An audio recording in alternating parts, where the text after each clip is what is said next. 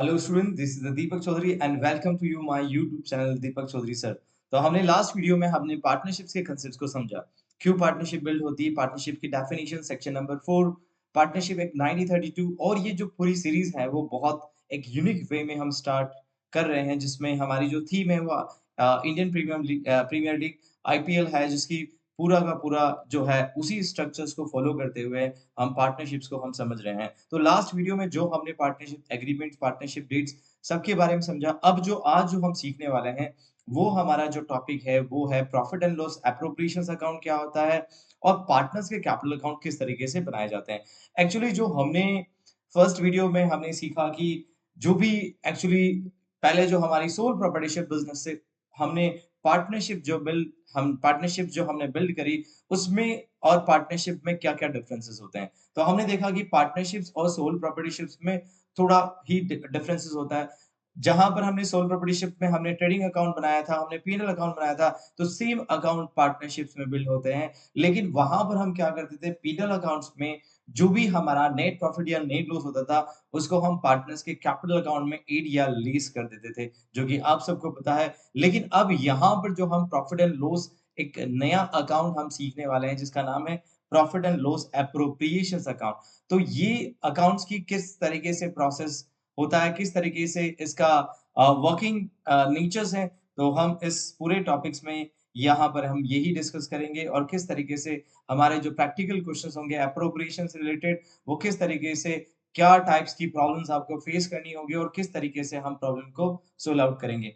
तो हमारी एक ट्रांसलेटिंग रूल बुक है, जैसे हमने कहा था कि हमने पार्टनरशिप फर्म को इस तरीके से एक आईपीएल फ्रेंचाइजी की तरह ट्रीट किया है। आपको पता है कि जो आईपीएल फ्रेंचाइजी भी होती है, वो भी एक तरीके से पार्टनरशिप का ही एक फॉर्म होता है। तो हमने पार्टनरशिप डीड को हमने आईपीएल फ्रेंचाइजी के साथ में हमने क्लब किया था। साथ-साथ में हमने कहा था जैसे कि हमारी पार्टनरशिप में डीड होती है, उसी तरीके से यहाँ पर भी क्या होता है, फ्रेंचाइजी के बिटवीन एक एग्रीमेंट्स होता है। हमने नेट प्रॉफिट को हमने ये कहा था कि जो भी प्राइज़ मनी या स्पॉन्सरशिप जो होगी, मनी होगी, वो हम इसे नेट प्रॉफिट की तरह ट्रीट करेंगे। पी&एल अकाउंट्स यानी कि हम ऑन पिच ऑपरेशंस या जो मैंडेटरी एक्सपेंसेस होते हैं, जिसमें एम्पायर की फीस हो गया, स्टेडियम्स के रेंट्स हो गया, है ना? ये एक तरीके से ऑन पिच ऑपरेशंस होते हैं।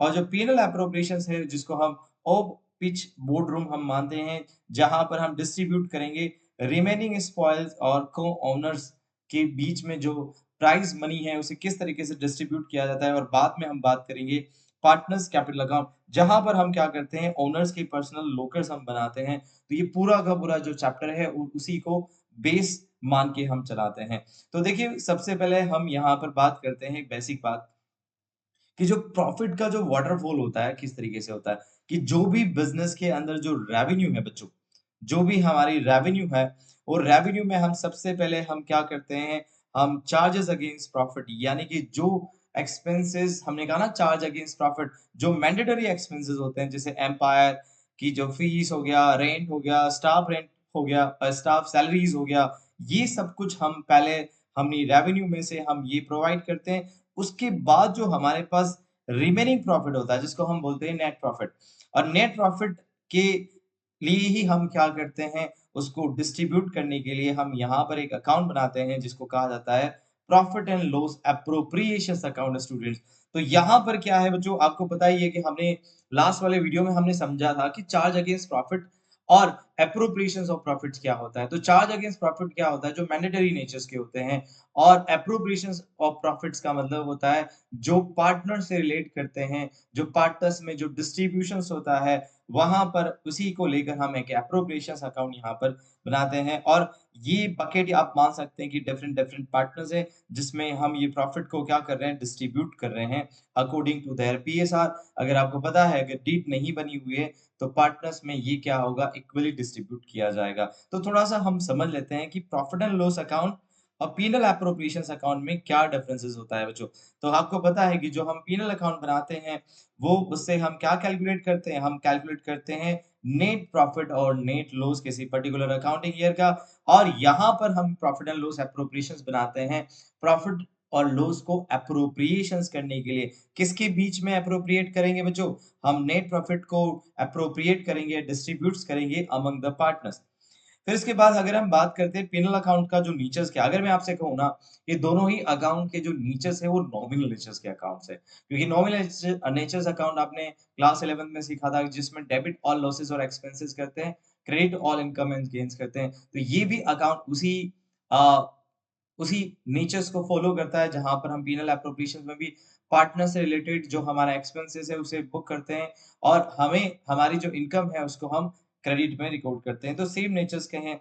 तो एक्सपेंसेस यानी कि पीनल अकाउंट में जो हमारे चार्ज अगेंस्ट प्रॉफिट है वो हमारे आते हैं। जबकि पीनल एप्रोप्रिएशंस में हम क्या करते हैं प्रॉफिट्स को डिवाइड करते हैं जैसे कि सैलरी हो गया, कमीशंस हो गया पार्टनर्स का, इंटरेस्ट ऑन कैपिटल हो गया और ये तभी देंगे जब हमारे पास प्रॉफिट की कंडीशंस या प्रॉफिट्स हमारे पास अवेलेबल होंगे बच्चों। लेकिन आपको पता है पिनल अकाउंट्स हम जो करते हैं वो बिल्कुल चार्ज अगेंस्ट प्रॉफिट होता है। इसमें कोई नहीं है कि चाहे आपको प्रॉफिट हो या लॉस हो, किसी भी हालत में हमें जो है वो चार्ज अगेंस्ट या पिनल में हमें उनको पे करना ही होता है। तो अब ये जो प्रिंसिपल है ना, ये मैचिंग प्रिंसिपल के ऊपर क्या है बेस पूरी तरीके से बेस्ड है क्योंकि हम यहाँ पर एक्सपेंसेस को मैच करते हैं हमारे रेवेन्यू के साथ में। और यहाँ पर अगर हम देखें तो ये जो पीनल एप्रोप्रिएशंस अकाउंट होता है ना, इसको हम पार्टनरशिप डीड या पार्टनरशिप्स के बिटवीन जो एग्रीमेंट्स है उसी एग्रीमेंट्स के जो भी एग्रीमेंट हुआ है पार्टनर्स के बीच उसी एग्रीमेंट्स के तहत हम profit and loss appropriations account में लिखते हैं। यहाँ पर मैचिंग प्रिंसिपल जो होता है वो एप्लीकेबल नहीं होता है बच्चों। ये जो अकाउंट है पीनल अकाउंट जो होता है वो ट्रेडिंग अकाउंट के बाद में बनता है। ट्रेडिंग अकाउंट से हम ग्रॉस प्रॉफिट कैलकुलेट करते हैं और ग्रॉस प्रॉफिट से हम नेट प्रॉफिट कैलकुलेट करते हैं थ्रू द पीनल अकाउंट। और ये जो एप्रोप्रिएशंस अकाउंट है ना बच्चों, ये प्रॉफिट एंड लॉस अकाउंट्स के बाद स्टार्ट होता है और यहाँ पर जो हमारे पास एंड प्रोडक्ट होगा वो क्या होगा? नेट प्रॉफिट होगा। तो अब हम यहाँ पर देखते हैं कि जो profit and loss appropriations account बनाया जाता है, उसमें क्या-क्या चीज़ों को एप्रोप्रिएट किया जाएगा। तो बच्चों देखिए, सबसे पहले पार्टनर्स का सैलरी, पार्टनर्स का कमीशंस हो गया, है ना? हम यहाँ पर उनको पार्टनर्स को अगर हमने इंटरेस्ट ऑन कैपिटल का प्रोविज़न्स किया है, तो हम पे करेंगे और अगर हम कोई रिज़र्व्स वगैरह बना रहे हैं, रिज़र्व्स आपको पता है ना कि हम अपनी फाइनेंशियल पोज़ीशंस को स्ट्रेंथनिंग करने के लिए नेक्स्ट ईयर सपोज़ अगर हमें प्रॉफिट नहीं हो तो हम क्या करते हैं उस रिजर्व्स को हम हमेशा बनाते हैं साइड असाइड एक अमाउंट प्रॉफिट को असाइड करते हैं ताकि फ्यूचर्स के जो हमारे ऑब्लिगेशंस है वो हम पूरा कर पाएँ, ठीक है?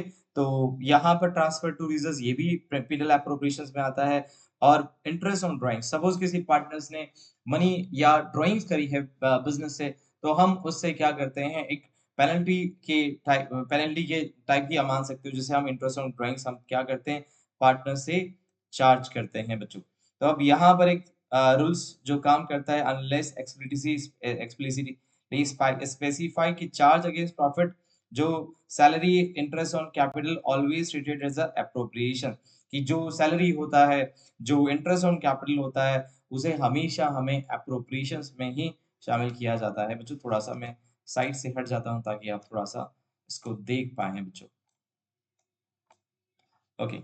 तो नेक्स्ट हम बात करेंगे कि पीनल एप्रोप्रिएशंस जो हमारा अकाउंट होता है उसका परफॉर्मा किस तरीके से होता है। जैसे कि मैंने आपको बताया कि ये जो अकाउंट होता है ना बच्चों, ये हमारा जो अकाउंट होता है नॉमिनल नेचर्स के ऊपर बेस्ड है। ये पूरा का पूरा अकाउंट किस पर बेस्ड है बच्चों?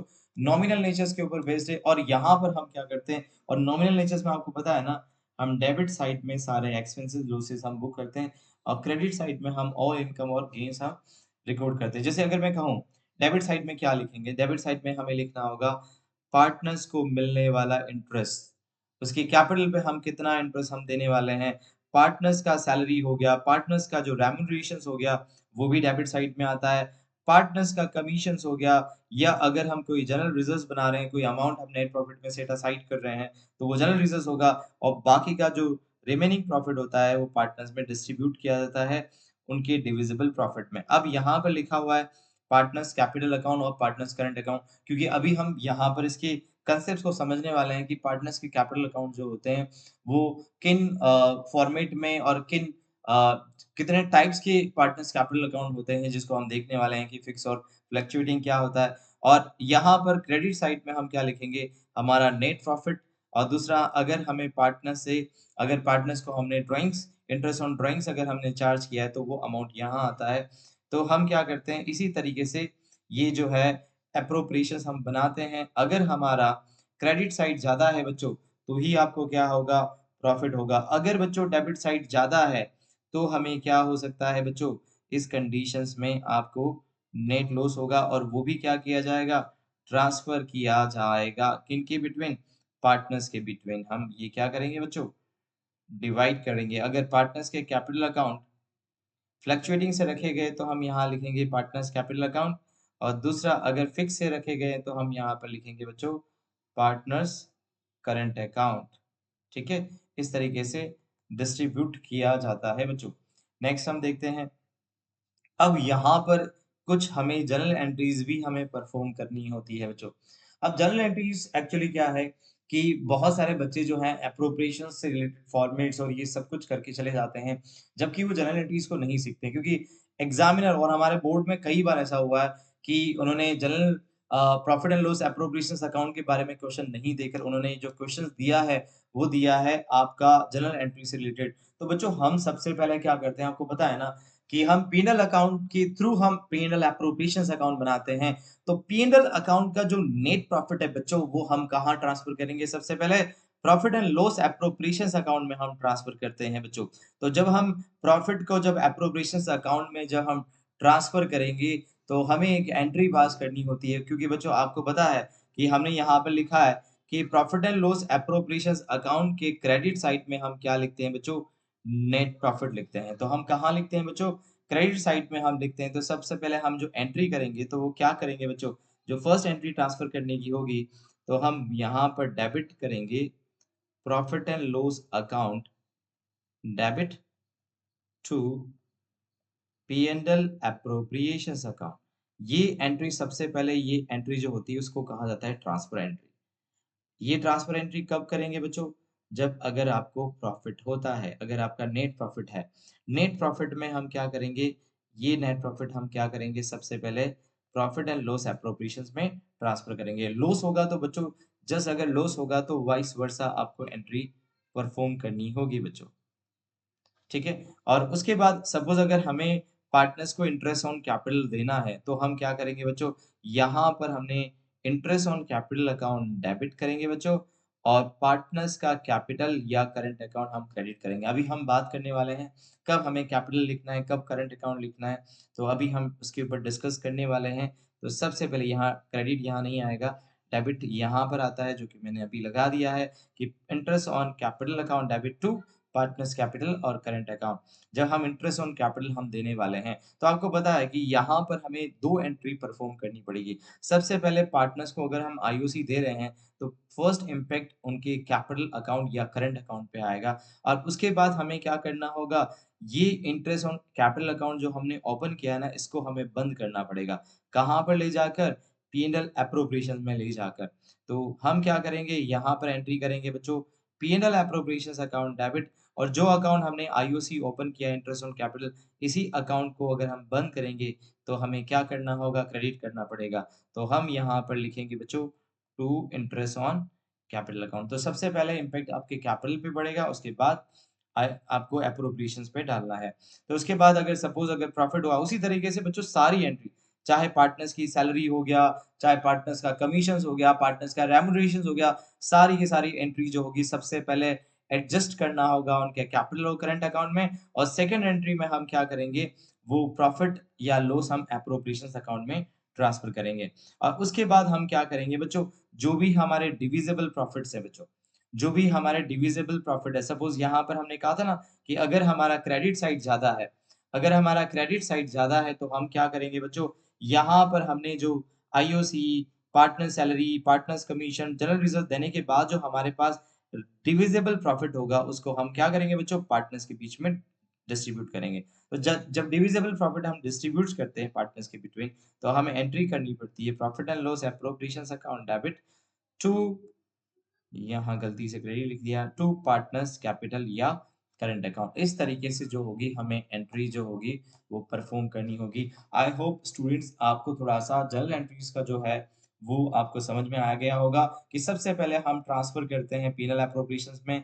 अगर प्रॉफिट हुआ तो हम क्या करेंगे, P&L account debit, to P and L appropriations account करेंगे, अगर लॉस हुआ है तो P&L appropriations account to P&L account करेंगे और उसके बाद सबसे पहले हमें एडजस्ट करना होता है जो भी पार्टनर्स को हम कोई भी रेम्युनरेशंस है या आईओसी दे रहे हैं और उसके बाद हमें क्या करना होगा, एडजस्टमेंट करने के बाद जो भी हमारा एक्सपेंसेस है, उसको हमें एप्रोप्रिएशंस अकाउंट में ले जाकर उस अकाउंट को हमें क्लोज़ करना होता है बच्चों। तो अब हम यहाँ पर बात करते हैं कि रिजर्व्स को किस तरीके से बनाया जाता है। बच्चों कई बार क्वेश्चन्स आया रिजर्व्स को बनाने वाला। तो बच्चों रिजर्व्स किस तरीके से बनाए जाते हैं? क्या है इसका कांसेप्ट? देखिए कई बार क्वेश्चन में लिखा होगा कि आपको नेट प्रॉफिट का आपको क्या बनाना है बच्चों? रिजर्व्स बनाना है। तो बच्चों बिल्कुल सिंपल है। नेट प्रॉफिट का अगर आपको रिजर्व्स बनाना है तो बच्चों जो चार्ज करने के बाद में जो पी&एल अकाउंट से जो नेट प्रॉफिट आया ना, उसी अमाउंट का आपको क्या दिया जाएगा, आपको रिजर्व्स आपको मेंटेन करना होगा। सपोज़ हमारा जो नेट प्रॉफिट है बच्चों 1 लाख रुपीज़ है। अगर सपोज़ हमारा नेट प्रॉफिट अगर रुपीज़ 1 लाख रुपीज़ है और अगर बच्चों हमें यहाँ पर उसका रिज़र्व्स बनाना है तो सपोज़ 10% का रिज़र्व बनाना है तो बिल्कुल ईज़िली आप कैलकुलेट कर लोगे। और यहाँ पर क्वेश्चन में लिखा गया होगा कि नेट प्रॉफिट का रिज़र्व बनाना है, तो आपको ये ध्यान रखना कि नेट प्रॉफिट हम कहाँ से सीधा कलेक्ट करेंगे? पी&एल अकाउंट से करेंगे। कई बार क्वेश्चन में ये होता है कि हमें नेट प्रॉफिट का नहीं बनाकर हमें डिविजिबल प्रॉफिट्स का हमें क्या बनाना होता है, रिजर्व्स बनाना होता है। तो बच्चों जब डिविजिबल प्रॉफिट का बनाना होता है ना बच्चों, मैं आपको सिखा देता हूँ कि ये सारे के सारे ये एप्रोप्रिएशंस करने के बाद में जो भी आपका ये डिविजिबल प्रॉफिट आता है ना बच्चों, इसी डिविजिबल प्रॉफिट का परसेंटेज जो है आपको कैलकुलेट करने के बाद आपको रिजर्व्स बनाना होता है। सॉरी यहाँ पर मैंने रिजर्व्स को भी शामिल कर लिया, रिजर्व नहीं करना होता है। जितना भी ये जो एप्रोप्रिएशंस है उनको देने के बाद में जो हमारे पास बचा हुआ अमाउंट जो आ रहा है, उसी अमाउंट का या जिसको आप डिविजिबल प्रॉफिट बोल सकते हो, उसी अमाउंट का हमें रिजर्व्स बनाना होता है। तो यहाँ पर है divisible percentage of divisible profit. सारे एक्सपेंसेस को डिडक्ट करने के बाद में सपोज़ यहाँ पर हमारा पहले नेट प्रॉफिट था 1 लाख रुपीज़ लेकिन अभी हमने क्या किया डिविजिबल प्रॉफिट यहाँ पर हमने बाँट दिया है, हमने डिस्ट्रीब्यूट कर दिया, उसके बाद हमारे पास में कितना अमाउंट बच रहा है? तो हमारे पास 50,000 बच रहा है, इसी को डिविजिबल प्रॉफिट कहेंगे और उसका जो 10% होगा, ये हम क्या बनाएँगे, हम रिजर्व्स का हम जो है वो कैलकुलेट करेंगे। कई बार ये क्वेश्चन भी आ सकता है, percentage of net distributable profit. अब यहाँ पर ये क्वेश्चंस कई बार ऐसे एग्ज़ामिनेशंस में आए, अभी शायद 2023 में भी एक क्वेश्चन आया था जिसमें नेट डिस्ट्रीब्यूटेबल डिस्ट्रीब्यूटेबल प्रॉफिट्स का आपको रिजल्ट बनाना था। बच्चों, ये थोड़ा-सा कांसेप्ट अलग है। तो जब आपको नेट डिस्ट्रीब्यूटेबल प्रॉफिट्स का बनाना है, तो बच्चों आपको यहाँ पर एक चीज़ ध्यान रखनी पड़ेगी कि यहाँ पर जो आपका नेट प्रॉफिट है ना बच्चों, उसमें आप आईओडी शामिल कर लेना और उसके बाद आप बच्चों एप्रोप्रिएशंस में आपके रिजर्व्स वगैरह वो भी शामिल करना और उसके बाद में रिजर्व्स वगैरह अगर आपने शामिल कर लिए हैं, उसके बाद में आपको ये बनाना पड़ेगा कि जिसमें आपको रेट अपॉन 100 प्लस रेट और उसके बाद जो आपके पास अमाउंट आया है, ये सब माइनस करने के बाद में, उसके बाद हम आपको हम क्या बनाएँगे, उसका रिजल्ट बनाएँगे। तो ये कई बार percentage of net distributable profit ये आपको थोड़ा-सा ध्यान रखना होगा। मैं थोड़ा-सा आपके सामने से हट जाता हूँ, ताकि आप इसको थोड़ा-सा देख पाएँ कि percentage of net distributable profit अगर लिखा हुआ है, तो हम रिजल्ट्स को भी माइनस करने के बाद में बच्चों हमारे पास जो अमाउंट है डिविजिबल प्रॉफिट जिसको आप क्या बोल सकते हैं कि उसके बाद जो एडजस्टमेंट करने के बाद अमाउंट आया उसका 10 रेट अपॉन 100 प्लस रेट आप करके इस तरीके से आप क्या बनाएँगे, आपको जो रिज़र्व में ट्रांसफ़र करना है वो हम प्रोविज़न्स करेंगे। तो बच्चों अब जो हम बात करने वाले हैं द रेन कर्टेलमेंट या हैंडलिंग इनएडिक्वेट प्रॉफिट। कई बार बिज़नेस में क्या होता है बच्चों ज़रूरी नहीं है कि जो आपने पार्टनरशिप्स में एग्रीमेंट्स में लिखा है वो सब चीज़ें आपको देना ज़रूरी हो। क्योंकि देखिए बच्चों पार्टनरशिप एग्रीमेंट तो हम बनाते हैं जिसमें हम ये लिखते हैं कि हमें इतना प्रॉफ़िट्स होगा, तो हम इतनी सैलरी देंगे, इतना आईओसी देंगे। उसके बाद में भी अगर हमारे पास अगर कुछ अमाउंट डिविजिबल प्रॉफ़िट रहता है, तो उसको हम इस रेशियो के प्रोपोर्शनेट में बाँटेंगे। लेकिन बच्चों कई बार क्या होता है कि उतना एडिक्वेट प्रॉफ़िट नहीं होता है। तो जब बच्चों एडिक्वेट प्रॉफ़िट्स नहीं होगा, तो हम क्या करेंगे बच्चों हमें एक थोड़ा-सा यहाँ पर सोचना होगा। सपोज़ मैं बता देता हूँ कि जैसे ए और बी 2 पार्टनर्स हैं बच्चों, समझते हैं बच्चों। और हमने यहाँ पर ये बता रखा है कि हम 3:2 में हम क्या करेंगे बच्चों, इनका पीएसआर रेशियो हमने ये बता रखा है। और बच्चों यहाँ पर हमने सपोज़ यहाँ पर ए और बी पार्टनर्स है और हमने ये प्रोविज़न कर रखा है कि बच्चों सैलरी जो है ना बच्चों, वो हम क्या करेंगे, ए को देंगे 15,000 और बी को देंगे 20,000। लेकिन बच्चों हमारा जो नेट प्रॉफिट हुआ है वो कुल मिला के 10,000 रुपीज़ हुआ है। सपोज़ अगर आपको यहाँ पर नेट प्रॉफिट जो हुआ है 10,000 रुपीज़ हुआ है, तो अब बच्चों हम 15 प्लस 20 35 हमें देना है। तो मुझे बताइए क्या बच्चों आपको ये लगता है कि हम ये 35,000 इस नेट प्रॉफिट 10,000 हमसे हम डिस्ट्रीब्यूट कर पाएँगे? कतई नहीं, कभी नहीं हो सकता। तब हम क्या करेंगे बच्चों? हम इसके रेशियो बनाएँगे। तब हमें ये रेशियो को यूज़ नहीं करना है बच्चों, इसका कोई रिलेवेंट नहीं होगा। हम इनके रेशियो बनाएँगे, जैसे हम अगर रेशियो बनाते हैं, तो अगर हम रेशियो बनाते हैं 5 से डिवाइड करते हैं और 4 3:4 तो हम क्या करेंगे ये 10,000 को हम क्या करेंगे 3:4 में हम क्या करेंगे डिस्ट्रीब्यूट्स करेंगे बच्चों और इस पीएसआर का कोई रिलेवेंट नहीं हो जाता। भले ही हमें 35,000 देना था, लेकिन हमारे पास इनएडिक्वेट प्रॉफिट है, तो ये 10,000 को हम किस रेशियो में बाँटेंगे बच्चों? इस 3:4 रेशियो में हमें क्या करना होगा? डिस्ट्रीब्यूट करना पड़ेगा। एक और एग्ज़ाम्पल हम देखते हैं कि किस तरीके से इनएडिक्वेट प्रॉफिट्स में हम किस तरीके से डिस्ट्रीब्यूट करते हैं। जस्ट सपोज़ हमारा यहाँ पर नेट प्रॉफिट है 80,000 और हमने प्रॉमिस कितना किया है कि हमने प्रॉमिस किया क्या कि 2,56,000 जो है, वो हमें डिस्ट्रीब्यूट करना है। तो बच्चों हमारा नेट प्रॉफिट 80,000 हुआ और डिस्ट्रीब्यूटेड कितना करना है 2,56,000 जो कि इनएडिक्वेट है। 2,50,000 56,000 किस तरीके से करना था कि अजय को हमें सैलरी देनी थी 160 और विजय को सैलरी देनी थी 96,000। तो क्या हम ये डिस्ट्रीब्यूट कर पाएँगे 80,000 को? नहीं, क्योंकि जो सैलरी देनी है उतनी तो सैलरी हमने हमने प्रॉफिट ही जनरेट नहीं किया, तो हम क्या करेंगे बच्चों इसके रेशियो बनाएँगे जैसे 30 से 30 है ना? और इसके जो रेशियो बनेंगे ना 160 और 96 का 5:3 बनेगा। अब हम क्या करेंगे बच्चों, हम इसी 5:3 रेशियो के अकॉर्डिंग हम ये नेट प्रॉफिट को क्या करेंगे बच्चों, डिवाइड करेंगे। जैसे 80,000 को अगर 5:3 में अगर डिवाइड करते हैं, तो 50,000 अजय को मिलेगा और 30,000 विजय को मिलेगा। तो इस तरीके से हम क्या करेंगे डिस्ट्रीब्यूट्स करेंगे जब आपकी इनएडिक्वेट प्रॉफिट्स होंगे। तो बच्चों हमारा जो नेक्स्ट सेशन होगा ना आज तो केवल मैं आपको एप्रोप्रिएशन से रिलेटेड कुछ बता रहा हूँ एडजस्टमेंट। नेक्स्ट चैप्टर में अभी जो हम करने वाले हैं उसमें मैं आपको एप्रोप्रिएशन से रिलेटेड कुछ क्वेश्चंस वगैरह सोल्व करवाऊँगा। आपको देखते हैं कि जो आपने सीखा है क्या उसको आप सही तरीके से एग्ज़ीक्यूट भी कर पा रहे हैं या नहीं कर पा रहे हैं। तो बच्चों अब हम सीखने वाले हैं क्योंकि हमने कहा था कि वहाँ पर जब हम एप्रोप्रिएशंस के प्रॉफिट को डिवाइड कर रहे थे ना, तो हमने कहा था कि कई बार हम कैपिटल अकाउंट यूज़ करते हैं, कई बार हम करंट अकाउंट यूज़ करते हैं। तो वो कांसेप्ट्स क्या है? तो वो यही कांसेप्ट्स हैं क्योंकि जो हमारा डिविजिबल प्रॉफिट है, जो हमने पेनल एप्रोप्रिएशंस में हमने डिस्ट्रीब्यूट्स किया, अब हमें क्या करना होता है, उनके कैपिटल अकाउंट में हमें ट्रांसफर करना होता है। तो पार्टनर्स के कैपिटल अकाउंट जो बनाए जाते हैं ना बच्चों, देयर आर 2 मेथड। एक होगा आपका फ्लक्चुएटिंग कैपिटल अकाउंट मेथड और दूसरा होगा फिक्स्ड कैपिटल अकाउंट मेथड। तो बच्चों फ्लक्चुएटिंग कैपिटल अकाउंट में क्या होगा जैसा कि नाम से भी पता चल रहा है कि जो कैपिटल्स में क्या होगा फ्लक्चुएट होगी, कभी बढ़ेगा, कभी कम होगा, इस तरीके से। लेकिन बच्चों फिक्स्ड कैपिटल अकाउंट मेथड में बच्चों पार्टनर्स की कैपिटल ऑलवेज क्या रहेगी बच्चों, फिक्स रहेगी। यहाँ पर कोई किसी टाइप का कोई भी चेंजेस नहीं होगा। तो अब हम यहाँ पे बात करते हैं कि फिक्स्ड कैपिटल में कितने अकाउंट बनाए जाते हैं और फ्लक्चुएटिंग कैपिटल अकाउंट मेथड में कितने अकाउंट बनाए जाएँगे। तो बच्चों फ्लक्चुएटिंग कैपिटल देखिए फ्लक्चुएटिंग कैपिटल आप ये मान सकते हैं एक सिंगल लोकल सिस्टम को मान सकते हैं।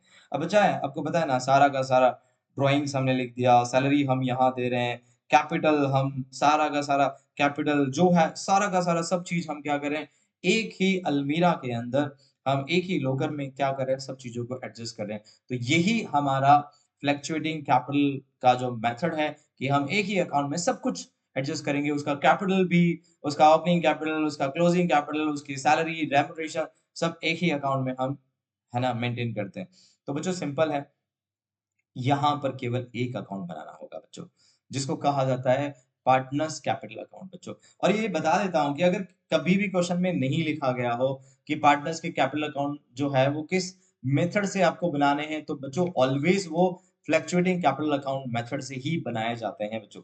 अब यहाँ पर क्या किया जाएगा बच्चों, सारे के सारे ट्रांज़ैक्शन, नया कैपिटल इंट्रोड्यूस किया, आपने ड्राइंग्स करी, आपने IOC interest on capital, salary, shares of profit और लॉस सारे के सारे डंप किए जाएँगे केवल एक सिंगल अकाउंट में इसी में। और उसके बाद में क्या होगा, इसका जो रिज़ल्ट होगा ना बच्चों फ्लक्चुएट करेगा। ये ज़रूरी नहीं है कि इसका क्रेडिट बैलेंस हो बच्चों, इसका बैलेंस क्रेडिट भी हो सकता है और इसका जो बैलेंस होगा बच्चों वो डेबिट बैलेंस भी हो सकता है बच्चों। अब जो हम बात करने वाले हैं बच्चों, वो है हमारा फिक्स कैपिटल मेथड, जिसको हम टू लोकर सिस्टम भी कहते हैं। अब ये टू लोकर सिस्टम जो है वो किस तरीके से वर्क करता है बच्चों? तो इस फिक्स कैपिटल मेथड में हमें 2 अकाउंट्स जो है वो मेंटेन करने पड़ेंगे बच्चों।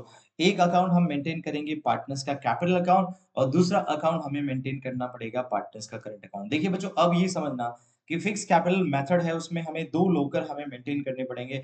बच्चों, केवल इस लोकर में जहाँ पर हम एक अकाउंट बनाएँगे पार्टनर्स का कैपिटल अकाउंट, इसमें हम कंप्लीटली जो है फिक्स और अनचेंज कैपिटल हम यहाँ पर मेंटेन करते हैं। यानी कि जो आपकी ओपनिंग कैपिटल होगी, वही आपकी क्या होगी बच्चों, क्लोजिंग कैपिटल होती है बच्चों। यहाँ पर केवल कुछ कंडीशन में चेंज किया जाता है, जब कोई पार्टनर्स एडिशनली या कोई परमानेंट एडिशनली कैपिटल इंट्रोड्यूस करे या अपने बिज़नेस से परमानेंटली कैपिटल को विथड्रॉ करे या ड्राइंग्स होनी चाहिए, वो कैपिटल में से होनी चाहिए। इस कैपिटल अकाउंट में तभी चेंज करना है, जब कोई एडिशनल कैपिटल इंट्रोड्यूस की जाती है पार्टनर्स के द्वारा या परमानेंटली वो कैपिटल को विथड्रॉ कर रहा है ड्राइंग से, तो ही यहाँ पर कैपिटल अकाउंट में इफेक्ट्स आएगा। अदरवाइज यहाँ पर कैपिटल अकाउंट का ओपनिंग और क्लोजिंग बैलेंस ऑलवेज सेम रहेगा और बाकी के जितने भी है कैपिटल अकाउंट के बाद में जितने भी होंगे, वो सारे के सारे जो है वो करंट अकाउंट्स में रिकॉर्ड किए जाएंगे, आपका जिसमें आपकी सैलरीज, आपकी आईओसी, आपकी ड्राइंग्स, आपकी इंटरेस्ट ऑन कैपिटल हो, ड्राइंग्स हो, ये सारी की सारी जो चीजें हैं वो सारी की सारी एप्रोप्रिएशंस वाले आइटम्स हैं, वो सब कुछ करंट अकाउंट में रिकॉर्ड किए जाएँगे। इसमें पार्टनर्स की capital, opening capital, additional capital कुछ भी नहीं आएगी और दूसरा यहाँ पर ड्राइंग्स आएगी, नॉर्मल ड्राइंग्स ऑन प्रॉफिट आते ही बच्चों, ड्राइंग्स ऑन कैपिटल होगा, तो वो कैपिटल अकाउंट में आएगा। ड्राइंग्स ऑन कैपिटल का मतलब होता है कैपिटल में से परमानेंटली विथड्रॉ करना और ड्राइंग्स और प्रॉफिट में से ड्राइंग्स का मतलब ये होता है कि बिज़नेस ने नॉर्मल जो बिज़नेस एक्टिविटीज़ है उसमें से उन्होंने अपने पर्सनल यूज़ के लिए अगर अमाउंट विथड्रॉ किया है, तो वो अमाउंट करंट अकाउंट में आता है बच्चों। तो बच्चों, हमने बात कर लिया कि करंट अकाउंट जो होता है बच्चों, उसमें करंट अकाउंट में क्या होता है बच्चों, हम यहाँ पर नॉर्मल डेबिट कब करते हैं करंट अकाउंट को, जब अगर ड्राइंग्स करी है पार्टनर्स ने किसके अगेंस्ट? प्रॉफिट के अगेंस्ट में। पार्टनर्स ने ड्राइंग्स किया हुआ है और पार्टनरशिप्स ने अगर इंटरेस्ट चार्ज किया है, तो वो डेबिट साइड में आएगा। अगर एप्रोप्रिएशंस का लॉस है, तो वो डेबिट साइड में आएगा और क्रेडिट साइड में क्या आएगा? पार्टनर आपको पता है, वैसे 11th में आपने सीखा है कि कैपिटल जब भी बढ़ती है ना बच्चों, कैपिटल जब भी इंक्रीज़ होती है, तो अपन क्या करते हैं, उसको क्रेडिट करते हैं। कैपिटल जब भी इंक्रीज़ होती है, तो बच्चों हम क्या करते हैं? कैपिटल जब भी बढ़ती है तो हम क्रेडिट करते हैं बच्चों। तो अब यहाँ पर देखिए, चाहे पार्टनर्स को आईओसी मिले, चाहे पार्टनर्स को रेम्युनरेशन, सैलरी, कमीशंस मिले या अगर एप्रोप्रिएशंस का प्रॉफिट है, तो ये सारे के सारे ट्रांज़ैक्शंस हमें कहाँ रिकॉर्ड करने पड़ते हैं? ये सारे के सारे हमें क्रेडिट साइड में, पार्टनर्स के करंट अकाउंट के क्रेडिट साइड में ये रिकॉर्ड करना पड़ेगा। तो बच्चों, हमने यहाँ पर देख लिया है कि दो there are 2 method, first is a fix and second is a fluctuating method. बच्चों, एक क्वेश्चन जनरली नॉर्मली आता है। वो क्वेश्चन ये है कि पार्टनर्स के फिक्स कैपिटल अकाउंट मेथड में पार्टनर्स के कैपिटल अकाउंट का क्या बैलेंस होता है बच्चों? ऑलवेज़ ये आता है, मैं आपसे ये चाहूँगा कि आप मुझे कमेंट बॉक्स में लिख कर बताएँ कि पार्टनर्स के फिक्स कैपिटल अकाउंट मेथड में पार्टनर्स के कैपिटल अकाउंट्स का क्या बैलेंस आता है? डेबिट आता है या क्रेडिट आता है? कमेंट बॉक्स में लिख कर बताएँ। तो मैं आपको थोड़ा-सा इसके बारे में एक बार और बताता हूँ कि फिक्स कैपिटल अकाउंट में 2 अकाउंट हमें मेंटेन करने पड़ते हैं। एक तो पार्टनर्स का कैपिटल अकाउंट, दूसरा पार्टनर्स का करंट अकाउंट। फ्लक्चुएटिंग में हमें केवल एक ही अकाउंट मेंटेन करना होता है और वो होता है कैपिटल अकाउंट। दूसरा, फिक्स कैपिटल अकाउंट मेथड में पार्टनर्स के कैपिटल में रेयरली चेंज आता है कि उनकी ओपनिंग और क्लोजिंग सेम रहती है नॉर्मली और यहाँ पर फ्लक्चुएटिंग मेथड में हर एक ट्रांज़ैक्शंस का उनके कैपिटल पे इफ़ेक्ट्स आएगा। अब अगर हम बात करें कि transfer of routine of transaction, देखिए बच्चों, मैं आपको थोड़ा-सा हट जाता हूँ ताकि आपको थोड़ा-सा सही तरीके से आप देख पाएँ बच्चों। तो यहाँ पर फिक्स कैपिटल अकाउंट में सैलरीज़, इंटरेस्ट, प्रॉफिट एटसेट्रा ये जो होते हैं वो करंट अकाउंट में ट्रांसफर किए जाते हैं। लेकिन फ्लक्चुएटिंग में क्या होता है, ये सारे के सारे एक ही अकाउंट में एडजस्ट किए जाते हैं। साथ-साथ में अगर मैं फाइनल बैलेंस की बात करूँ, तो यहाँ पर जो अभी मैंने क्वेश्चन्स कहा था उसका आंसर यही है कि इसका अगर फिक्स मेथड से बनाया गया है, तो कैपिटल अकाउंट का बैलेंस ऑलवेज क्रेडिट होगा और यहाँ पर फ्लक्चुएटिंग में ये डेबिट भी हो सकता है और क्रेडिट भी हो सकता है। बच्चों, आई होप कि मैंने आपकी जितनी भी प्रॉब्लम है पार्टनर्स कैपिटल और एप्रोप्रिएशंस अकाउंट की वो मैंने आपको आई होप कि मैंने वो आपको अच्छी तरीके से सैटिस्फाई कर दिया होगा और फर्दर अभी हम जो करेंगे ना, अब जो हमारा नेक्स्ट सेशंस होगा, वो प्रैक्टिकल बेस्ड सेशंस होगा, जहाँ पर हम पी&एल एप्रोप्रिएशन से रिलेटेड और पार्टनर्स के कैपिटल अकाउंट, चाहे वो फिक्स हो जाए, चाहे वो फ्लक्चुएटिंग मेथड हो जाए, वो दोनों ही मेथड से हम क्या करने वाले हैं, हम क्वेश्चन समझने वाले हैं बच्चों कि आपको ये वीडियो समझ में आया होगा, आई होप। और अब जो हमारा प्रैक्टिकल सेशंस होगा, इसी टॉपिक के बाद हम स्टार्ट करेंगे। तो स्टूडेंट्स अगर आपकी कोई क्वेरी है, कोई प्रॉब्लम है, तो आप ज़रूर लिख के बताएँ कमेंट बॉक्स में। Thank you students. Best of luck.